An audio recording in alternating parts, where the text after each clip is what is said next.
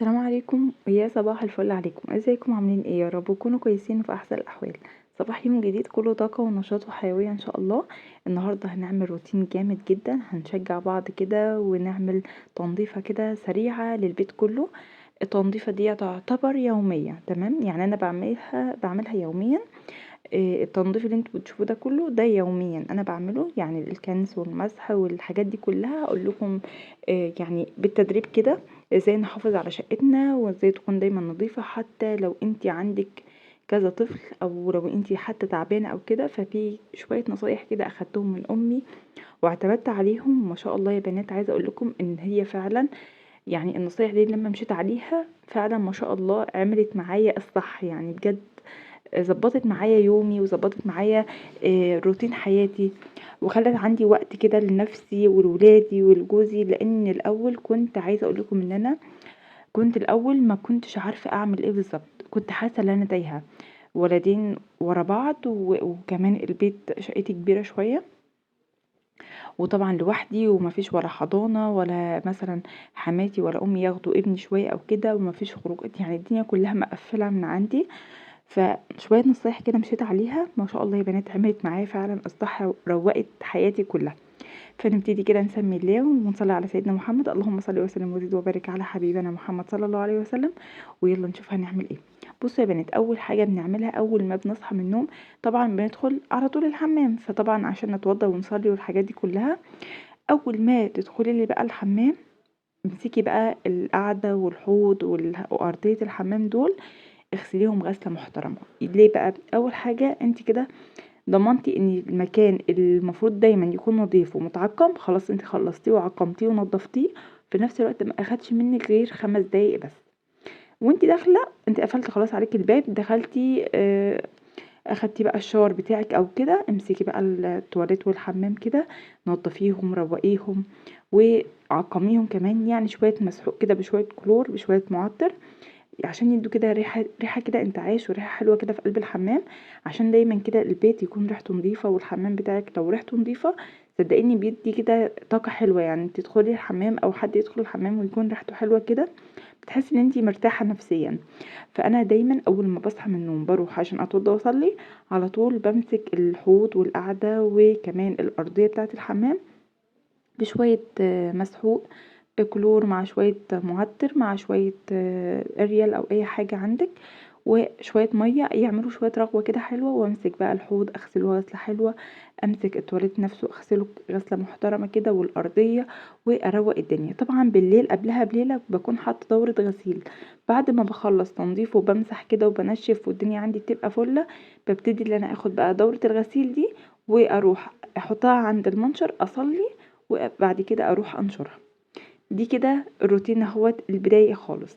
بعد ما بخلص بيكون بقى اولادي خلاص صحوا وجوزي كمان بقى بيكون يعني مش موجود وكده، فببتدي بقى ان انا اروق السراير بتاعتي، اروق بقى السراير من على الوش كده زي ما انتم شايفين. بصوا يا بنات الملاية دي مش نظيفة قوي، بس انا يعني قلت كنا لسه هنفطر وكده ودي المكان اللي احنا بنقعد فيه، فانا قلت لما باباهم يجي ونفطر وكده يعني بعد كده هبقى اشيلها، بس انا قلت اروقها برضو وارتبها كده علشان برضو يكون الشكل كده حلو والشكل مريح، لان كمان عايز انفضها علشان هنمسح وهنكنس ان شاء الله.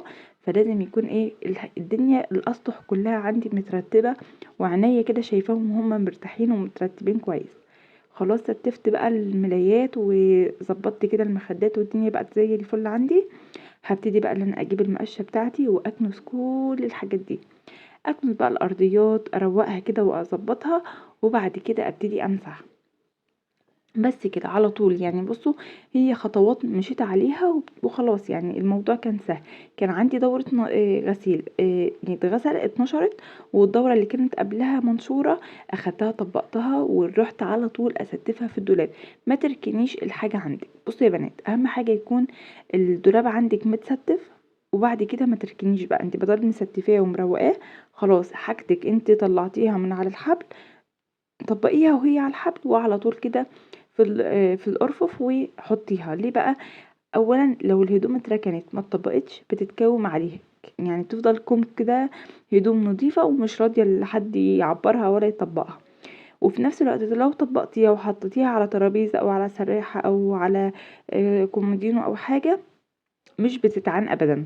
بتفضلوا بقى تاخدوا منها كده الحاجه اللي انتوا محتاجينها، والدنيا عندك بتتكركب، وتبقى المنظر عندك شكله فظيع، اكن عندك هدوم مش نظيفه وهي هدوم اصلا نظيفه وزي الفل. فلا انت على طول كده على السريع تكوني مرتبه الدولاب بتاعك، وبعد كده تبتدي ان انت تحطي عليه الحاجات بتاعتك، الهدوم بتاعتك والحاجه بتاعتك وتستفيها. بصوا هنا البقعتين دول انا كنت نايمه وولادي جم صحوني بالليل الساعة 5 الفجر، واديتهم شوكولاتة علشان ارتاح شوية وانام شوية ويسيبوني شوية في حالي. فراحوا يعني عصوا كده الحيطة بالشوكولاتة اللي في ايديهم. ما اخدتش بالي منها وانا برتب السرير، لاني كنت ملبوخة في التصوير ومع ولادي برضو كانوا واقفين جنبي. وبعد كده لما اخدت بالي بعد يعني وانا بمنتج الفيديو قبل ما اسجله، اخدت بالي ورحت مسحتها ونضفت الاوضه خالص وبقت زي الفل. خلصنا بقى الترتيبات التنظيفات اليومية، ترتيب السرير، فتح الشبابيك، الحاجات دي كلها. دخلت على الانتريه برضو مطرح ما كنا قاعدين بالليل، انا ما كنتش رتبت ولا ظبطته بالليل، رحت سويته كده وحطيت الترابيزه مكانها، وبرضو كنسته ومسحته وفتحت الشباك يتهوى شويه ويدخله كده يعني تجديد هوا وحاجات كده، علشان الطاقه الايجابيه تدخل والطاقه السلبيه تخرج. بصوا يا بنات، اول حاجه برضو انا بعملها بعد ما يعني بدخل الحمام بغسله كده، باروح اشغل المبخرة واشغل القرآن الكريم. بصوا، وافتح الشبابيك، طاقة ايجابية وانتعاش وحيوية هتاخديهم، ما عايزة اقولك ان انتي هتحسي بحاجة تانية خالص. بصي احنا عاداتنا وتقاليدنا كمصريين يعني دايما اي بيت مصري، يعني معظم بيوتنا المصرية على طول بنشغل القرآن الصبح وبنولع شوية بخور. بصوا بيدونا طاقة إيجابية، يعني بيحضروا كده الملايكة حواليكي، بيطردوا فعلا الشياطين، مش عارفة بس هي حاجة بتديني طاقة إيجابية بتخليني طول النهار واقفة على حيلي وعادي وشغالة ولا فارق معايا الدنيا. عكس ما اني ابتدي ان انا انضف على طول كده وما شغلش قرآن ولا شغل شوية بخور ولا حتى ارش شوية معطر، باحس ان الدنيا لابخة وانا ملبوخة ومش عارفة اعمل ايه، وحاسة ان في دوشة كده حواليا ودوشة في دماغي. بس فعلا والله العظيم يا بنات لما بنشغل بخور وبنشغل قرآن ونفتح الشبابيك، دي لوحدها بتديلك طاقة وباور خطيرة. جربي وقوليلي في الكومنتات، بجد حاجة جميلة جدا. المهم يا بنات رتبنا وستفنا ونضفنا الشقة، عايزة اقولك وحياة ربنا الشقة كلها ما اخدتش معايا اكتر من نص ساعة، يعني نص ساعة ورتبت ومسحت وكنست، وبصوا الدنيا بقت معايا فل. انا ما جبتلكمش المسح والكنس لان ولادي كانوا عمالين ماسكين الحامل وعمالين بيشدوا فيه وبيلخبطوا الدنيا، فقلت لا انا ايه اقول لهم ان انا مسحت وكنست وخلاص. يعني انا وريتكم صورة يعني مقطع في الاخر كده وانا بعطر الشقة. لا يعني انا بخرت وعطرت علشان انا بحب قوي الريحة الحلوة، يعني طول ما البيت ريحته نظيفة وريحته حلوة بيديلك طاقة ايجابية، وكمان بيخلي البيت كده انتي واثقة من بيتك واثقة من نفسك. لو حد دخلك فجأة تبقي واثقة كده ان بيتك حلو ومرتب ونظيف وريحته كمان جميلة. بعد ما خلصت بقى التستيفات والترويقات بتاعة البيت، دخلت على المطبخ بتاعي، اخدت بقى شوية البرطمانات كده الفاضية قلت املاها واعمل رف حلو كده في رف المطبخ، علشان ارتب بقى واظبط كده الدنيا. والتربو بقى ان شاء الله هنغسله مع بعض ونروقه ونستفه، لان هو ملخبط كده شوية وعايز اللي هو ايه يعني يتظبط من اول وجديد. المهم دخلنا هنا زي ما انتم شايفين كده، روقت بقى دنيتي دي خالص، روقت المطبخ بتاعي ظبطته، الحاجات دي كلها رتبتها كده. كان عندي طبعا بواقي مكرونه، سكر بودره، كاكاو نشا، حاجات من دي كلها دي كانت ملخبطه، قلت استفها كده واروقها يعني حطيت الحاجات اللي انا بستخدمها على طول قدامي، والحاجات اللي هي يعني بعيده شويه ورا، علشان الدنيا تبقى مرتبه وتكون منظمه كده. برضو الضلفه بتاعه الخلاط واللي هي الحاجات بتاعه الكهرباء يعني برضو انا ستفتها، بس انا ايه وريت لكم كده مقطع في الاخر، بس عايزه اقول لكم ان انا رجعت تاني شقلبتها وستفتها من اول وجديد، يعني هي تستفتها دي ما عجبتنيش قوي، فرحت شقلبتها بعد كده وستفتها من اول وجديد. النهارده هنعمل غدوه كده خفيفه، يعني غدوه دي بتحب الصيف اصلا. هنعمل شويه مكرونه كده بالصلصه ونعمل جنبهم كده شويه بطاطس محمره وبيضتين كده سلقينهم وهنحمرهم وخلاص على كده. غدوية سهلة وبسيطة وكمان فكرة حلوة لأفكار الصيف، لأن الصيف مش بيحب قوي الطبيخ والحاجات اللي هي التقيلة وكده. فلا يعني احنا بنغير وبنجدد، والاكلات دي بتبقى خفيفة كده وسريعة وبتبقى حلوة كمان. عملت بقى الصلصة بتاعة المكرونة، حطيت في قلبها شوية 7 بهارات وكمون وفلفل اسود وشوية ملح. وطبعا انا بعملها بزيت بس يا بنات، ولا بحط لها توم ولا بحط لها الصراحة بصل. سبتها واتغدينا، والمقطع ده مش عارفة راح فين، الكاميرا مش عارفة عاملة معايا الغلط يعني، مش عارفة ليه. لا احنا لسه متغديناش، انا لسه هنا بقشر البطاطس. بس جيت بقى اصور وقت الغدا، مش عارفة ايه اللي حصل، والتليفون هنج وباظ ومش عارفة ايه اللي حصل. حتى التسجيل ده يعني انا بقالي من الصبح وانا بحاول ان انا اسجل، التليفون كل شويه يقول لي المساحه خلصت ومش راضي ان هو يسجل. اصلا التليفون ده مش بتاعي، بتاع ابني، بس التليفون بتاعي اتكسر، فالحمد لله يعني انها جت على قد كده. فملخبط بقى التليفون خالص، فاهميني. المهم ان في بقى ان شاء الله فيديو حلو جدا، مشتريات خطيره خطيره خطيره هتنزل لكم ان شاء الله بقى بكره. فانتظروا بقى حاجات حلوه كده، ومشتريات تجديدات كده للبيت والمطبخ. فباذن الله يكون الفيديو حلو. عملنا هنا بقى البطاطس بتاعتي. وبرضو يا بنات انا بشوف ناس بتفرز البطاطس الصراحه، بس انا الصراحه يعني انا بحبها كده، بحبها فريش كده اول باول. ما بحبش ان انا يعني اقعد اعمل مساحه كبيره في الفريزر، وانا ما عنديش فريزر اصلا.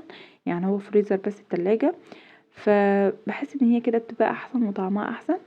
وفي نفس الوقت عشان برضو ما عنديش مكان، وغير كده انا وانا في مصر كان عندي مكان في الفريزر، يعني كان عندي فريزر كمان غير التلاجة. بس الصراحة ما كنتش باعمل الحركة دي خالص، ما كانتش بتعجبني. فمش عارفة، بس انا شايفة ان هو كده احسن يعني، ان الحاجة تتعمل فريش كده وطازة بتبقى احلى من انها تبقى مجمدة. يعني احنا بنحاول احنا ندي لولادنا يعني اكتر حاجة صحية. فطول ما الحاجة عاملاها فريش وطالعة لسه يعني من الارض ولسه محترمة كده ومحافظة على حاجتها، فبحس ان هي احسن. لان انا اسمع ان انتوا بتدوها سلقة وبعد كده بتعملوها، فيعني لخبطة كده كتير وحاجات كتير، فانا الصراحة ما حبيتش الفكرة. فانا بستسهلها كده، يعني ما بتاخدش اكتر من دقيقتين 3 تقشير مع تقطيع، عما الزيت يعني بيحمى، بكون انا خلصتها اصلا فمش محتاجة. المهم اللي احنا قطعنا كده البطاطس، عملنا كده طبقين بطاطس كده محترمين بقى، عشان يعني دي الفراخ بقى بتاعتنا بتاعت النهارده. وعملنا كمان بيض بقى سلقناه وحمرناه برضو مع البطاطس. وقطعت كده شوية خيار مع طماطم مع شوية مخلل، يعني روقنا الدنيا. بعد ما خلصنا والبيت بقى الحمد لله نضيف واتغدينا وغسلت مواعين الغلا، لا لسه ما غسلتهاش، هغسلها معاكم. رحت بقى ايه، جوزي قال لي احنا عايزين ناكل كيكه وكده وقلنا بقى نعزم ايه يعني ولاد عمام وكده، ونقعد بقى قعده حلوه كده في الشارع. عملنا قعدة كده بسيطة، فقلنا بقى ايه نعمل كيكة كده وحاجات حلوة. فقلت خلاص بقى احنا ايه ناقصنا شوية مشتريات، فقلت خلاص نروح نجيب بقى كاكاو ونجيب سكر ونجيب بيكنج باودر وخميرة، خميرة ايه، وفانيليا ولبن وكمان دقيق، الحاجات اللي هي بتاعت الكيكة اصلا يعني كانت ناقصاني. بس الحمد لله كان عندي بيض. فرحت جبت شوية المشتريات البسيطة دي. ورحت بقى النهاردة عملت لهم بقى جاتو شاتو. بصوا خطير خطير. وكان عندي كمان بقى باكو كده من الكريم شانتيه، قلت كمان اعمله معاهم يعني يدي بقى طعم حلو كده. وتجديد برضو يعني طعم حلو وشكل حلو والدنيا تبقى كلها حلوة في حلوة كده. المهم جبت بقى العلبة دي، حطيت فيها الدقيق بتاعي. دي علبة ايس كريم كده كانت عندي، بتبقى حلوة جدا ما شاء الله يعني جميلة، والقفلة بتاعتها حلوة فانا بستخدمها. وطبعا بقى يعني حطيت السكر مكانه بقى والكاكاو مكانه، وابتديت على طول نسمي الله ونروح بقى نعمل مع بعض الكيكايه الحلوه دي. جاتوه شاتوه في منتهى الجمال وفي منتهى السرعه، وما اخدش معايا غير نص ساعه بس. تعالوا اقول لكم بسرعه كده على المكونات ونسمي الله كده، ونبتدي اللي احنا نحط في الشفشق الخلاط او مضرب الكهرباء او حتى الكبه بتاعتك كوبايه من اللبن، عليها كوباية من السكر، عليها 4 معالق كاكاو خام، عليها يا بنات كوباية من الزيت. بس الزيت احنا هنحطه بالتدريج. تمام. انا حطينا هنا كده الحاجات بتاعتنا، لو عايزه تحطي فانيليا حطي، بس صراحه ريحه الكاكاو دي حلوه قوي وقويه جدا، فانا مرضتش ان انا احط فانيليا، يعني استكفيت بكده. ضربنا بقى كل الحاجات دي في بعضها كده واستنينا لحد ما السكر داب خالص.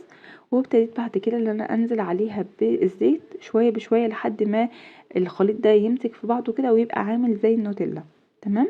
بعد ما يبقى عامل زي النوتيلا بالظبط، هروح بقى اخد منه كوبايه اعينها في التلاجة علشان التزيين بتاع الكيكه بتاعتي. تمام. الكيكه دي بقى هنعملها ببيضتين بس، يعني هتكون اقتصاديه جدا جدا. لو انت عايزه تعمليها ب3 براحتك، بس صراحه انا عملتها ب2 وكانت في منتهى الجمال. حطيت عليها بيضتين وحطيت عليها كمان كيسين فانيليا.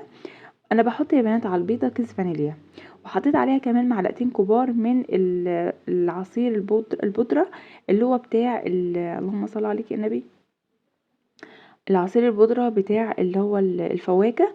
عايزة تحطي بالبرتقال حطي، عايزة تحطي فواكه حطي، اللي عندك حطيه، بجد بيدي طعم حلو جدا. جبت بقى في بولة هنا، حطيت فيها كوباية كبيرة من الدقيق، عليها كيس بيكنج باودر او معلقة كبيرة من البيكنج باودر، وبعد كده نزلت عليها بالخليط بتاعي، وابتديت ان انا اقلب فيها واضرب فيها لحد ما اوصل لقوام الكيكة بتاعتي. الصراحة الدقيق انواع وبيختلف من نوع لنوع. انا يعني في نوع تاني انا بعمل بيه كوبايه الدقيق عليها الخليط ده كله. الدقيق ده كان مش عارفه خفيف شويه او نوعه، يعني مش عارفه الصراحه. بس الصراحه انا حطيت حوالي ربع كمان كوبايه من الدقيق على الخليط ده، لان حسيت ان هو سايل قوي. وبعد ما حطيت ربع كوبايه الدقيق رجعت حسيت ان هو تقل قوي، فحطيت له بعد كده معلقتين من اللبن. انا هوريكم الخليط اللي هو المفروض ان احنا نوصل له في الاخر، بس علشان بس يعني اكون صادقه معاكم، انا حطيت ربع كوبايه دقيق، يعني انا حطيت كوبايه وربع من الدقيق، عليهم الخليط ده عليهم معلقتين من اللبن. تمام. وضربت لحد ما وصلت للقوام اللي انا عاوزاه. وطبعا كل ده والفرن شغال معايا على درجه حراره 180 من بدايه ما اشتغلت خالص، من اول ما حطيت كوبايه اللبن في الخلاط والفرن عندي شغال على درجه حراره 180. ده اساسي يا بنات، وما تنسيش الخطوه دي، لان الكيكه لازم تدخل على نار يعني على فرن سخن. تمام. هننزل هنا بقى بمعلقتين اللبن ونضربها ضرب حلو كده. وبعد كده هجيب الصينيه بتاعتي افرشها شويه زيت، احط فيها معلقتين زيت. وعندي هنا كمان اللهم صل عليك يا نبي، عندي ورق زبده. هبتدي برضو اللي انا احط ورقه الزبده كده في قلب الصينيه، وادهنها برضو دهنه زيت كده بسيطه، وانزل عليها بالخليط. تمام. ما عندكيش ورق زبده، هاتي ورقتين كراسه كده من اي كراسه عندك بتاعت ولادك، وحطيهم كده، بجد والله بتديلك نفس نتيجه الورق الزبده. تمام. وكده كده يعني متقلقيش بالخطوط من الخطوط اللي بتبقى في الكراسه او في الورقه. كده كده انت بتشيليها، فبتشيل معاكي طبقه من ظهر الكيكه، فكده كده يعني الكيكه بتطلع معاكي حلوه ونظيفه وزي الفل. المهم اللي انا هنا بقى جبت المقص كده، وابتديت ان انا اقص الزوايد علشان انا عايزه الخليط يكون كده حلو ومظبوط معايا. بصوا، قصيت هنا بقى كل الزوايد كده وروقت الدنيا خالص. وبعد كده نزلت بقى بالخليط بتاعي، وكمان اديته خبطتين 3 كده لحد ما اتاكدت ان هو طلع كل الميه الميه طلع كل الهواء اللي جواه، عشان انا عاوزاها تبقى يعني السطح بتاعها املس كده وحلو، ويكون كله متساوي، علشان نعمل عليها بقى الكريمه ونحط عليها الصوص الشوكولاته، فتكون شكلها حلو كده ومتساويه. فبس كده زي ما انتم شايفين، هنبتدي بقى اللي احنا نقلبها هنا وهنا لحد ما يعني تتفرش كده في قلب الصينيه بتاعتي كلها. وبعد كده اديها خبطتين وادخلها الفرن على طول. وبعد كده بقى تعالوا نروح بقى نشطب مواعيننا ونروق دنيتنا، ونبتدي بقى نتكلم تاني في التنظيف والحاجات الحلوة دي. كمان يبقى ده بقى من الحاجات الأساسية جدا جدا جدا اللي احنا لازم نعملها، ان هو بعد الغدا على طول مباشرة كده نقوم نكنس الأرضية اللي احنا أكلنا عليها. لأن طبعا بدل عندك أولاد يبقى واقع منك فرافيت والدنيا عندك باظت والدنيا خربت على الآخر. فانت لازم تكنسي الأرضية، وبعد كده على طول تدخلي تغسلي الأطباق بتاعتك. ما تستنيش لتاني يوم، ما تستنيش أبدا. حتى لو انت قعدتي يعني تشربي كوبايه شاي وتريحي شويه ما فيش مشكله، بس لازم ان انت تكوني مخلصه مطبخك ومشطباه في نفس اليوم. ليه بقى؟ هتصحي تاني يوم اصلا عندك يعني موال تاني. كل يوم عندنا حفله كده، حفله في المطبخ وحفله في الحمام وحفله في الغرف وحفله في الصاله والانتريه. فلازم يكون انت عندك الباور اللي يديلك يعني يكون الدنيا عندك رايقه كده، تحسي ان انت قايمه من النوم متفائله كده، تفتحي شباكك وتشربي قهوتك وانتي مزاجك حلو ومزاجك عنب. عكس بقى ما انتي صاحيه من النوم، يا لهوي ده انا عندي مواعين، ده الاكل لسه ما حطيتوش في التلاجة، ده انا ما نضفتش، ده انا ما ظبطتش، ده انا تحسي ان انت قايمه من النوم ما انتش عارفه تعملي ايه، مش ملاحقه تعملي ده ولا تعملي ده، ولا عايزه تفطري العيال ولا عايزه تفطري ابوهم ولا فتحسي ان انت ملبوخه. بس انت اول ما تصحي من النوم وتلاقي كده مطبخك رايق ومفيش مواعين والدنيا هاديه، ليك نفس ان انت تفطري عيالك، ليك نفس ان انت تفطري جوزك، عندك عايزه تروقي على نفسك، تشربي كوبايه قهوه، تشربي كوبايه شاي، يعني تاكلي حاجه حلوه، تحسي ان انت رايقه، تاكلي كده وانت مبسوطه ومزاجك حلو. عكس طبعا ما انت صاحيه يا خرابي على المواعين والدنيا لابخه والدنيا لابسه وي وي وي. فلا، دايما كل يوم تخلصي مواعينك وتشطبيهم، جيبي كده حلل صغيره او اطباق تلاجة على طول، البواقي الاكل تحطيهم. انا عن نفسي ما بحبش اطباق التلاجة في الاكل، يعني انا بحب اللي انا احطهم في حلل صغيره، بحيث اللي هي الحلقه الصغيره خالص دي، الطقم اللي بيبقى يجي ده. ليه بقى؟ انا عايزه اسخن، ما اقعدش بقى اوسخ علبه التلاجة واوسخ كمان الطاسه او اوسخ حله بعد كده تاني يوم. لا، هي الحله الصغيره اللي تسخن فيها واعين فيها الاكل وخلاص، وبجيبهم مثلث عشان يكونوا صحيين وخلاص على كده. تمام. فبرضو دي حاجه حلوه جدا انا بعملها وشايفه ان هي حاجه كويسه عن اطباق التلاجة. اطباق التلاجة انا بحبهم بقى في مثلا نحط شويه جبن، شويه لانشون، مثلا احط مثلا فاكهة، شوية سلطة، في الحاجات دي. بس الصراحة بأمانة يعني بتاع الأكل مثلا مكرونة رز طبيخ مش عارفة ايه، انا بحطهم في حاجة استانلس، يعني في حلة استانلس او كده، حاجة اللي هي تتسخن فيها. تمام. فده انا بشوف ان كده احسن والله، يعني بتبقى اريح بكتير. فبس يا بنات، ده كل اللي انا بعمله، ويا رب اكون حاولت ان انا افيدكم باي حاجه وتكونوا انتوا استفدتوا فعلا. فيا رب كده اكون وصلت معاكم للنهايه، ويكون فعلا الفيديو كده حلو ومشوق ويعجبكم ويشجعكم كده ونشاطكم. فاهم حاجه يا بنات؟ ما تنسوش لايك واشتراك في القناه وتفعلوا زر الجرس، وطبعا دي شكل الجاتو الشاتو بتاعي في الاخر. فكده اكون خلصت معاكم الفيديو، اشوفكم ان شاء الله فيديوهات تانية كتير، ومع الف سلامه.